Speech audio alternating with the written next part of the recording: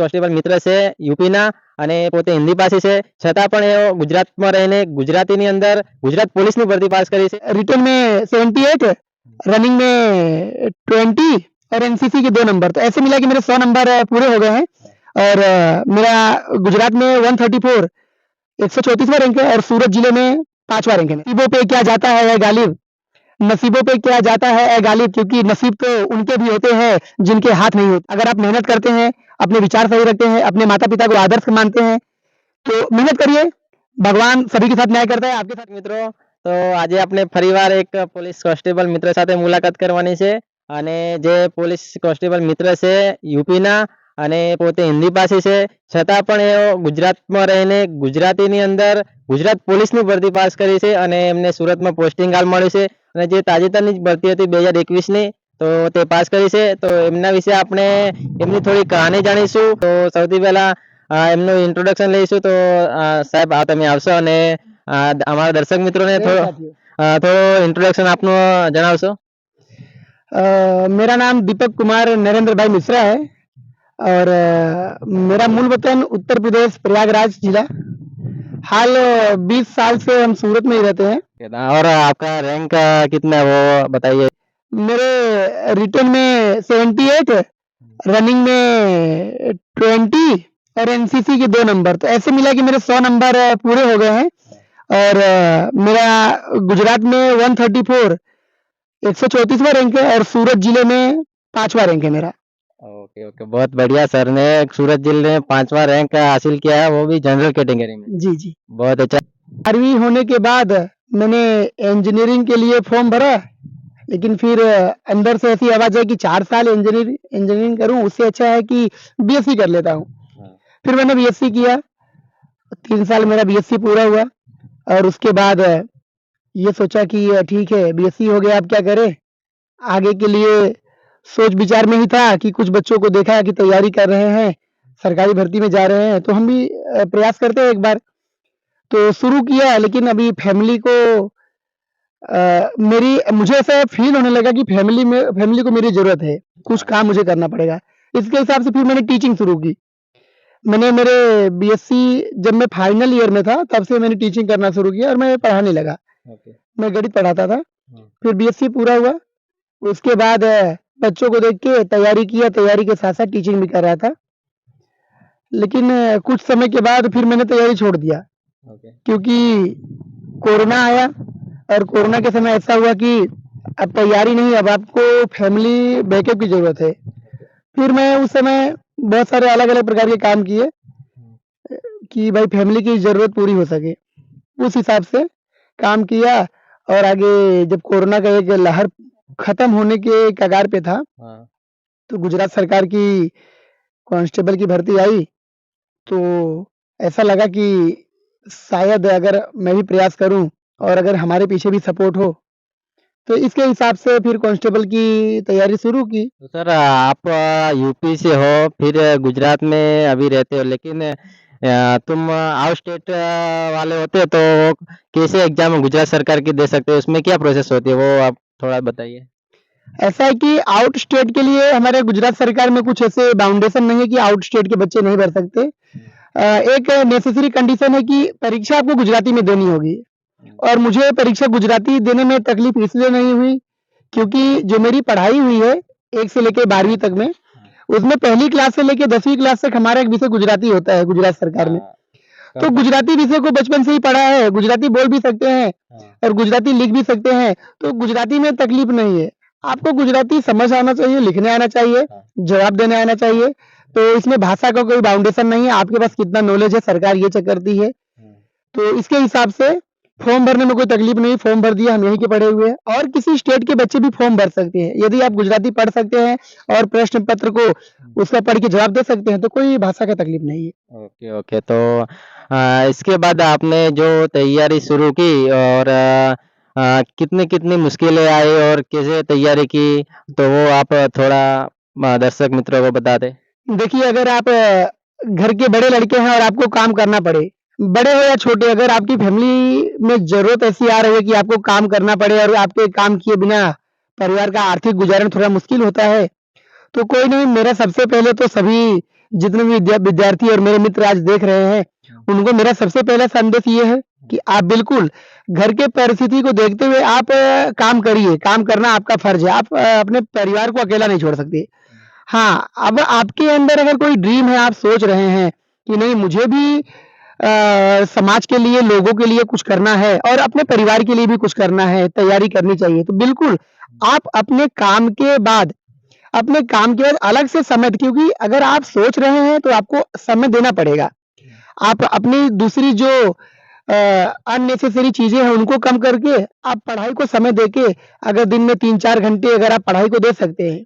मेरा हमेशा से एक मंत्र रहा है कि आप तैयारी कोई भी करे, चाहे आप काम करें, चाहे तैयारी करें। अगर आप अपने आप को फ़ोकस करके समय दे रहे हैं, डेली 3 घंटे, 4 घंटे अगर आप दे पा रहे हैं, तो कोई भी एग्ज़ाम हो, आप उसको क्रैक कर सकते हैं। फिर ये पुलिस कांस्टेबल हो, पीएसआई हो या इससे कोई अपर एग्ज़ाम हो, क्लास 1-2 की एग्ज़ाम हो, अगर आप अपने आप को समय दे सकते हैं, डेली 4 घंटा, कम से कम 4 घंटा या इससे ज़्यादा, क्वालिटी वाली अगर पढ़ाई 4 घंटा भी कर सकते हैं, तो मेरे हिसाब से आपकी किसी भी तरह के सफलता में कुछ बाधा नहीं आएगी, आपको सफलता ज़रूर मिलेगी। ओके सर, तो आपने अपने आप ही घर पे बैठे तैयारी की या कोई ट्यूशन क्लासेस वगैरह जॉइन किया था? जी। बच्चों का प्रश्न होता है कि सर क्या ट्यूशन जॉइन करना चाहिए? अगर आपके पास मार्गदर्शन या गाइडेंस नहीं है, तो आपको ज़रूर ट्यूशन से एक बार गाइडेंस या फिर मार्गदर्शन लेना चाहिए। मैंने शुरुआत में क्योंकि पुलिस कांस्टेबल के बारे में मुझे मालूम नहीं था कि इसकी तैयारी मैं सोच रहा था शुरू-शुरू में कि मैं बहुत बड़ा तैयारी कर लूँ, कि मैं क्लास 1-2 की तैयारी कर लूँ या यूपीएससी की तैयारी कर लूँ। लेकिन आर्थिक परिस्थितियाँ ऐसी थी कि मैं अगर वो बड़ा सोच के बैठता और फिर उसके पीछे मुझे समय देना होता उस हिसाब से। तो मैं अगर काम कर रहा हूँ, तो मैं उतना समय नहीं दे पा रहा था, अपने आप को न्याय नहीं कर पा रहा था। तो फिर मुझे लगा कि अगर मैं क्लास 3 की तैयारी करूँ शुरुआत में, तो उसके लिए मार्गदर्शन लेने के लिए मैं क्लास जॉइन किया। मैं 8 दिन क्लास भी गया और फिर 8 दिन के बाद मुझे लगा कि ये जो चीज़ें मैं क्लास में कर मुझे एक प्रकार से गाइडेंस मिल गया। मैं अभी भी जिस क्लास में गया मैं उन सर का आभारी हूँ और उस एग्ज़ाम पास होने के बाद मैं उनको गया और उनको आभार भी व्यक्त किया कि सर वो आपके 8 दिन के मार्गदर्शन के हिसाब से मुझे पता चल गया क्या करना है और कितनी चीज़ें करनी है। उस हिसाब से मैंने 8 दिन का उनसे लिया था, मूल मंत्र लिया था और उसको फिर अपने डेली के रूटीन में शामिल करके मैंने तैयारी किया और फिर सफलता मिला मुझे। Okay, okay. तो 8 दिन की क्लास जॉइन की और 8 दिन क्लास में गए और फिर उसके अंदर पता चल गया कि कैसे तैयारी करनी है, तो इसी उस हिसाब से अपने आप घर पे बैठे तैयारी की और एग्ज़ाम पास किए। तो जो आपने जो पब्लिकेशन या जो मटेरियल यूज़ किया है, वो कौन-कौन सी पब्लिकेशन का है? वो आप थोड़ा दर्शक मित्रों को बताइए। जी, पब्लिकेशन का ऐसा है कि आज का जो हमारे गुजरात सरकार का जो पैटर्न है, हमारे भर्ती बोर्ड के हम बहुत ही लकी और अपने आप को ऐसा मानते हैं कि हमारा कुछ नसीब बहुत अच्छा था कि हमारे भर्ती बोर्ड के अध्यक्ष श्री हसमुख पटेल साहब थे और हसमुख पटेल साहब के आने के बाद आज का गुजरात सरकार में जो क्लास 3 का दौर है कि आपको रटा-रटाया हुआ नहीं चलेगा कि पिछले 2 साल के रट के आप पढ़ ले तो काम हो जाएगा, बिल्कुल नहीं। आपको कुछ नॉलेज होना चाहिए। अब नॉलेज से मेरा मतलब ये नहीं है कि हमको वो उसको पीएचडी किसी विषय में करनी है, नहीं। हमको बेसिक से जो चीज़ें हैं, जैसे मैं अभी आपको बता रहा हूँ मैंने क्या किया, आप क्या करो, एक जनरल नॉलेज आप तैयार करो और जनरल नॉलेज के लिए आप किसी भी पब्लिकेशन का बुक पढ़ सकते हो। मैंने जो पढ़ा वर्ड इनबॉक्स की जो जनरल नॉलेज की बुक आती है, उसको मैंने कम से कम मैं ऐसे हवा में बातें नहीं करूँगा जितना मैंने किया, कम से कम 6 से 7 बार पूरा उसके जितने पेज थे, जितनी बार था, जैसे जो हिस्ट्री का हो गया, जियोग्राफी का हो गया, इकोनॉमी हो गया, इंटरनेशनल जियोग्राफी हो गया, जो भी आया मुझे समझ में, एक-एक चीज़ को मैंने वर्ड इनबॉक्स का मैंने जीके तैयार किया। उसके बाद मुझे लगा कि नहीं साइंस एंड टेक के लिए इसमें थोड़ा कम मुझे मिल रहा है। फिर मैंने क्या किया यूट्यूब पे गया और साइंस टेक के लिए मैंने बहुत सारी एकेडमी आती हैं जैसे वेब संकुल है, ज्ञान एकेडमी है, ऐसे कुछ एकेडमी के मैंने क्या किए कि जो उनके साइंस एंड टेक के जो चैप्टर मुझे दिखे कि ये चैप्टर मुझे कर लेना चाहिए। तो साइंस एंड टेक के लिए मैंने यूट्यूब से कुछ पढ़ लिया। कायदा के लिए तो सभी बुक सेम है। आप किसी भी पब्लिकेशन में कायदा का बुक पढ़ सकते हैं। तो मैंने कायदा के लिए एक ही बुक पढ़ा, जो उसके अंदर पीएसआई से लेकर कांस्टेबल से लेकर पीएसआई तक की कायदे के लिए जो बाबत थी। तो कायदा का मैंने युवा का बुक लिया था और कायदा मैंने युवा की बुक से किया। उसके बाद मैथ, रीजनिंग के लिए मुझे कुछ खास नहीं करना पड़ा, क्योंकि मेरा बैकग्राउंड मैथ है। और जिन बच्चों का मैथ बैकग्राउंड नहीं है, मैं उनके लिए भी बता देना चाहता हूँ, मैथ कोई बहुत बड़ी चीज नहीं है। क्लास 3 के एग्जाम के लिए सामान्य सा मैथ पूछता है। अगर क्लास 6 से लेके 10 तक का अगर आप मैथ कर पाते हैं, ऑनलाइन किसी भी प्लेटफॉर्म से आप 6 से लेके 10वीं तक का गणित सीख सकते हैं। रीजनिंग भी बहुत सामान्य सा ही पूछता है। तो रीजनिंग और मैथ्स ये दोनों आप ऑनलाइन प्लेटफॉर्म से कर सकते हैं। रही बात अब हिस्ट्री की, क्योंकि अगर आपने वर्ड इन बुक से कर लिया है, तो ऐसा नहीं कि आपका पूरा हो गया है। हिस्ट्री आपको करने के लिए 6 क्लास से लेके 10 क्लास का हिस्ट्री, जियोग्राफी करना पड़ेगा। तो उसके लिए युवा का बुक आता है 6ठी क्लास से लेके 10वीं तक, जिसके अंदर पूरा एनसीईआरटी बहुत अच्छे से कवर है। या तो आप उसमें कर सकते हैं, या तो एक किस्वा का आता है। किस्वा का 6ठी से लेके 10वीं तक एनसीईआरटी, जीसीईआरटी दोनों ही मिक्स है। तो मैंने इसमें से एक किया था युवा का 6ठी से लेके 10वीं तक। मेरे एक मित्र है, उन्होंने किस्वा का किया था। तो ये नहीं है कि आप युवा का करेंगे तो होगा और उसके अलावा किसी और से नहीं हो सकता, बिल्कुल हो सकता है। आप किसी भी जो पब्लिकेशन का बुक है, किसी भी पब्लिकेशन से आप 6ठी से लेके 10वीं तक का एनसीईआरटी, जीसीईआरटी ये दोनों करिए, एक सामान्य ज्ञान करिए। इससे ज़्यादा मुझे नहीं लगता है कि और कुछ करने की ज़रूरत पड़ेगी। हाँ, एक चीज़ और, रिवीजन बार-बार करिए। एक बार पढ़ने के बाद बार-बार रिवीजन करिए, बार-बार रिवीजन करिए। जी। ओके ओके, तो बहुत बढ़िया आपने सर ने बताया है कि पब्लिकेशन आप जो अच्छी लगती है वो यूज कर सकते हो, और मटेरियल यूट्यूब भी अभी तो बहुत हेल्प करता है। अपने आप किसी भी चीज़ नहीं आती है तो वो सब यूट्यूब पे मिल जाती है, तो वो उसमें आपको थोड़ा रिसर्च सर्च करना पड़ेगा, उसमें थोड़ा समय निकालना पड़ेगा। कांस्टेबल का ये मेरा पहली बार प्रयास था। क्योंकि जैसे मैंने आपको पहले बताया कि जब बीएससी हुआ था मेरा, तो कुछ बच्चों को मैं देखता था कि तैयारी कर रहे हैं और एग्जाम दे रहे हैं, तो मैंने तैयारी शुरू किया था। मैंने पुलिस कांस्टेबल की दी, जिसमें मुझे सफलता प्राप्त हुई। ओके ओके, कांस्टेबल की एग्जाम पहली थी और उसमें भी आप पहली कांस्टेबल की एग्जाम में पास हो गए। और सर एक बात मैं पूछने को भूल गया कि आप रनिंग में प्रैक्टिस कैसे की, और आपका रनिंग में कितना मार्क्स थे वो थोड़ा बताइए। अच्छा, रनिंग के लिए ऐसा है कि जितने पुलिस की तैयारी करते हैं बच्चे, मुझे तो लगता है रनिंग सभी दौड़ते होंगे ही। लेकिन मेरा ऐसा था कि मैंने जब पहली बार दौड़ा था तो मैं शायद 400 मीटर दौड़ पाया था, उससे आगे मेरे से दौड़ा ही नहीं गया, मैं गिर गया। और मुझे ऐसा लगा कि अभी ये तो ऐसा है कि रनिंग की वजह से मैं शायद पुलिस ना बन पाऊँ, या फिर मुझे नहीं करना चाहिए। लेकिन मेरा जो छोटा भाई है, उसके साथ रनिंग किया और उसने मुझे कॉन्फिडेंस दिया कि अगर बाकी सब बच्चे कर सकते तो हम भी कर सकते हैं। रनिंग मैंने किया, भर्ती आई तब से ही रनिंग शुरू किया। और जैसे कि अक्टूबर में भर्ती आई थी और दिसंबर में रनिंग थी। अक्टूबर, नवंबर, दिसंबर 3 महीने की रनिंग की थी। और 3 महीने की रनिंग में बहुत अच्छा, क्योंकि अगर आप डेली डाइट के हिसाब से करेंगे और सुबह रनिंग करेंगे, स्ट्रेचिंग करेंगे, तो मुझे नहीं लगता है कि बच्चे रनिंग 5 किलोमीटर 25 मिनट में ना कर पाए। मैंने रनिंग किया और रनिंग बहुत अच्छा, मुझे लगता है कि ठीक-ठाक नंबर आ गया था। रनिंग में मेरे 20 नंबर थे। रनिंग में मेरे 20 नंबर थे, 21 मिनट 49 सेकंड लगा था मुझे। तो बहुत बढ़िया। सर ने जो 3 मंथ में प्रैक्टिस की और 20 मार्क्स आए, और 21 मिनट 50 सेकंड में पूरी की। और सर आप एक दर्शक मित्रों को ये बताइए कि आपने जो ये एग्जाम के लिए प्रिपरेशन की और याद कैसे रहता है वो थोड़ा बताइए आपके हिसाब से। जी। याद रखने के लिए कैसा है कि अगर आप पढ़ाई कर रहे हैं, कोई भी चीज़ अगर आप एक बार पढ़ेंगे तो भूलेंगे, क्योंकि ह्यूमन नेचर ही ऐसा होता है कि पढ़ा हुआ आप ज़रूर भूल जाएँगे। मैं भी भूल जाता हूँ, मुझे लगता है जो मुझसे अपर क्लास के बच्चे अच्छी सर्विस में हैं, वो भी भूल जाते होंगे।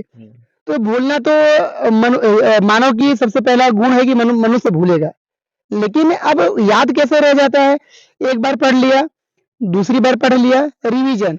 जैसे कि मुझसे पहले जितने बच्चे आए हैं या फिर जितने भी सक्सेस बच्चे रहे हैं, जो सक्सेस हुए अपनी लाइफ में, सबका एक मूल मंत्र होता है कि रिवीजन इज़ द की। आप जितना रिवीजन करेंगे, उतना आपको सफलता का, उतना आपका चांस बढ़ते जाएगा। तो मेरा मानना यही है कि रिवीजन करो, मैं यही करता था और मेरी सफलता में मैं अपने भाई और दोस्त का भी उनका भी उल्लेख करना चाहूँगा क्योंकि कैसे मनुष्य के अंदर कुछ रहता है कि कोई-कोई बहुत चंचल प्रवृत्ति का रहता है। थोड़ी देर हाँ, पढ़ाई किया फिर उठ गए, मन नहीं लगा, फिर पढ़ाई किया फिर उठ गया, मन नहीं लगा। हाँ, तो जब ये एग्ज़ाम आई तो मुझे मेरे भाई और मुझे दोस्त ने बहुत सपोर्ट किया। इन दोनों के साथ मैं सुबह पढ़ता था, सुबह हमने टाइम टेबल फिक्स कर लिया। हालाँकि मुझे लगता है अगर मैं अकेले होता नहीं कर पाता, क्योंकि ये दोनों साथ में थे, तो मैं अपने आप को समय दे पाया। ज़बरदस्ती मुझे सुबह लेके बैठ गए, 7 साढ़े 7 बजे बैठ गए, 10 बजे तक पढ़ाई कर ली। हमने किसी मुद्दे पे हम साथ में पढ़ते थे, जैसे अगर आज मैं हिस्ट्री पढ़ रहा हूँ, तो मेरे भाई और दोस्त भी हिस्ट्री पढ़ते थे। तो कुछ हमने पढ़ा ना फिर हम उसका डिस्कशन भी करते थे। जैसे हम प्राचीन भारत का कुछ भी पढ़ रहे हैं, हमने पढ़ा फिर हमने डिस्कशन किया, उससे चीज़ें बहुत याद रहती है। तो अगर आपका ग्रुप ऐसा बन पाता है जो सेम चीज़ की तैयारी कर रहा है, फालतू की चीज़ें नहीं, उसी चीज़ें जो आप तैयारी कर रहे हो उससे रिलेटेड, तो आपका बहुत मुझे लगता है कि मुझे तो इससे बहुत फ़ायदा हुआ और जो भी मेरे मित्र भाई देख रहे होंगे उनको भी बहुत फ़ायदा होगा अगर आपका ग्रुप बहुत बड़ा नहीं, कि फालतू की इधर-उधर की प्रश्न नहीं। जो प्रश्न से रिलेटेड है, जो सीधा-साधा पता चल रहा है उससे आप उसमें आप प्रश्न करिए, एक-दूसरे से चर्चा करिए, तो बहुत बेनिफिट मिलता है। तो मेरा तो यही था कि मुझे मेरे भाई ने और दोस्त ने बहुत सपोर्ट किया। उनकी वजह से मैं अपने आप को स्थिर रख पाया और समय से पढ़ाई करके, रिवीजन करके चीज़ें याद रख पाया। Okay, okay. तो आपको मैक्सिमम रिवीजन करना है और दूसरा सवाल आप सर ये मैं पूछना चाहूँगा कि अभी जो सोशल मीडिया का जो समय है, सभी सोशल मीडिया आप सभी बच्चे ये यूज़ करते हैं। तो इसका जो आप प्रिपरेशन करते हैं उसके उस वक़्त कैसे मैनेज करें? देखिए, अभी जहाँ तक आज के समय की बात है, सोशल मीडिया को आप पूरी तरह से काट नहीं सकते हैं। हाँ, लेकिन जब तक आप पढ़ाई के समय के दरमियान हैं, उस समय आप कुछ-कुछ चीज़ों को कम कर सकते हैं। जैसे कि आपने अगर आपके मन में आपने अपना गोल डिसाइड कर लिया है कि मुझे नहीं ये बनना ही है, किसी भी हाल में अगर वो कर सकता है तो मैं क्यों नहीं? तो उसके लिए आपको अपने कुछ-कुछ चीज़ों पे कंट्रोल करना होगा। जैसे सोशल मीडिया में मैंने क्या रखा था, मैं व्हाट्सएप, टेलीग्राम यूज़ करता था, साथ में मैंने ट्विटर भी रख लिया था। अब ट्विटर में क्योंकि मैं किसी 1-2 ऐसे महानुभाव जो अच्छी हस्ती है, जो अच्छा-अच्छा सुविचार लिखते हैं, वो मुझे पढ़ने के लिए मुझे उनकी लिखी चीज़ें बहुत ज़्यादा अच्छी लगती थी और वो कुछ करंट से रिलेटेड बातें भी डालते थे। इसीलिए मैंने ट्विटर, जिसका नाम एक्स है, व्हाट्सएप और टेलीग्राम, आप इंस्टा और फेसबुक से मुझे लगता है दूर हो जाना चाहिए क्योंकि इंस्टा और फेसबुक ये ऐसी चीज़ है अगर उसमें आप एक बार गए तो फिर अंदर ही रह जाओगे, उससे निकलना बड़ा मुश्किल हो जाएगा। आप 2 मिनट के लिए जाओगे तो 2 घंटे कहाँ जाएँगे पता नहीं चलेगा। तो मैंने इंस्टाग्राम और फेसबुक का बिल्कुल भी यूज़ नहीं किया था अपनी तैयारी के समय। सिर्फ़ ट्विटर, टेलीग्राम और व्हाट्सएप। व्हाट्सएप का यूज़ जैसे अपने बहुत ख़ास लोग हैं, घर से या किसी और दोस्तों से बहुत ख़ास जहाँ से अपना जुड़ा है, वहाँ से कुछ प्रश्न पत्र इधर-उधर और कोई बातें के लिए व्हाट्सएप पे रहना ज़रूरी है। हाँ, समय बर्बाद हो सकता है फेसबुक और इंस्टाग्राम पे। यूट्यूब पे भी जो चीज़ें मुझे पढ़नी होती थी, उसके लिए ही जाता था। एक चीज़ सर्च करने के बाद 10 राइटर आते थे, तो 10 में से किसी एक को फ़ॉलो करो। लेकिन जिसको फ़ॉलो करो सिर्फ़ उसी को पढ़ो। अगर आप इसको फ़ॉलो कर रहे हो, उसमें से पढ़ने के बाद दूसरे प्लेटफ़ॉर्म पे जाओगे, तो बहुत सारी चीज़ें अलग मिल सकती है। आप किसी एक को फ़ॉलो करो और उसपे पूरा विश्वास करो। अगर आप विश्वास करोगे तो मुझे नहीं लगता कि आपका सफलता में कुछ बाधा आएगा। विश्वास करोगे तो आपको सफलता ज़रूर मिलेगी। Okay, okay. तो ये कि सोशल मीडिया है वो आपको आपके रिक्वायरमेंट के हिसाब से यूज़ करना होता है, ऐसा नहीं कि बिल्कुल यूज़ नहीं करना है। क्योंकि अभी ये ट्रेंड है और उसमें से यह सब कुछ होता है, अपडेट आती है और ये नोटिफ़िकेशन आती है और आपको जो रिक्वायरमेंट है व्हाट्सएप है, ट्विटर है, टेलीग्राम है, तो वो सब आप यूज़ कर सकते हैं। और लास्ट में आपको सर एक ये पूछूँगा सवाल कि जो अभी नए बच्चे हैं जो 12वीं पास करके आते हैं और या कॉलेज में अभी स्टडी करते हैं, वो प्रिपरेशन करना चाहते हैं तो वो कैसे स्टार्टिंग करे? तो वो आप थोड़ा बताइए? देखिए, अगर बच्चा 12वीं पास करके आ रहा है, तो मैं अपने उन सभी दोस्तों को और साथियों को यही कहना चाहूँगा कि क्लास 3 की एग्ज़ाम के लिए क्लास 3 छोटा नहीं है क्योंकि कोई भी चीज़ छोटी नहीं होती, छोटे से ही बड़े की शुरुआत होती है। आप अगर 12वीं पास है और तुरंत तैयारी में जुड़ना चाहते हैं, तो मेरा आपसे एक ही आपको सलाह रहेगा कि किसी भी पब्लिकेशन की बुक को पढ़ो, किसी भी चीज़ को पढ़ो, अपने विषय संबंधित जो भी आप बुक या मटेरियल पढ़ रहे हो, आप उस पे पूरा भरोसा करो और भरोसा करके शिद्दत से समय दो। जैसे मैंने शुरू में ही कहा था और अब भी कर रहा हूँ, अगर आप दिन में 4 घंटे या उससे ज़्यादा का समय दे रहे हैं, तो मुझे नहीं लगता आप असफल होंगे। सफलता आपको पहली बार में नहीं तो दूसरी बार में ज़रूर मिलेगी और मुझे पूरा विश्वास है कि अगर आप अपने आप को सही तरीके से और न्याय करके समय दे रहे हैं, तो सफलता पहली बार में ही आपको मिलेगी। 4 घंटे समय कम से कम दो, अगर 2 घंटे सुबह दे रहे हो, 2 घंटे शाम को दो। ये मैं उन बच्चों के लिए बोल रहा हूँ कि जो कुछ ना कुछ काम करते हैं, अपने आप को समय नहीं दे पाते हैं। अगर आप पूरा दिन फ्री हैं, तो बिल्कुल 4 घंटे से ज़्यादा देंगे तो इससे अच्छी बात नहीं हो सकती। लेकिन यदि आप काम भी कर रहे हो, किसी भी प्रकार का काम, तो भी अगर आप 4 घंटे देते हो, आप विषय के हिसाब से चीज़ों को पढ़ते हो, आप सही मटेरियल चूज़ करते हो, फिर ये नहीं कि मैं ये पढ़ रहा हूँ, मेरा दोस्त ये पढ़ रहा है, तो दोस्त को देख के दूसरी किताब लेके आ जाओ, नहीं। आप हिस्ट्री के लिए अगर युवा का पढ़ रहे हो, तो युवा का पढ़ो, कोई दिक्कत नहीं है। बाजू वाला वर्ड इनबॉक्स पढ़ रहा है, जाने दो।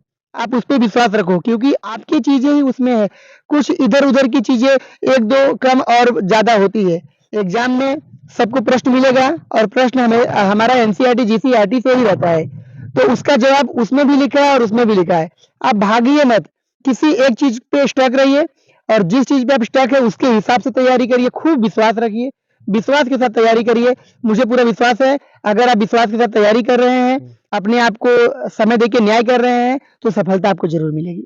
आपने अच्छा नॉलेज दिया है तो फ्रेंड से सभी, तो उसको आप लास्ट में क्या संदेश देना चाहोगे? वो आप थोड़ा 2-3 लाइन बताइए। अब सफलता का अगर आपको मैं मंत्र दूँ, तो मंत्र तो सभी देते हैं, लेकिन उस पे कायम रहना पड़ता है और मेरा मंत्र आपके लिए यही है कि आप अपने दिमाग में अपने घर के जो हालात है, हालात को देखते हुए, माता-पिता को देखते हुए, अपने किसी आदर्श को देखते हुए, अगर उन सब चीज़ों को देखते हुए आप अपने दिमाग में सोच रहे हैं और आपने अपना ड्रीम बना लिया है, तो ड्रीम आपका ज़रूर पूरा होगा क्योंकि किसी शायर ने कहा है कि नसीबों पे क्या जाता है ऐ गालिब, नसीबों पे क्या जाता है ऐ गालिब क्योंकि नसीब तो उनके भी होते हैं जिनके हाथ नहीं होते।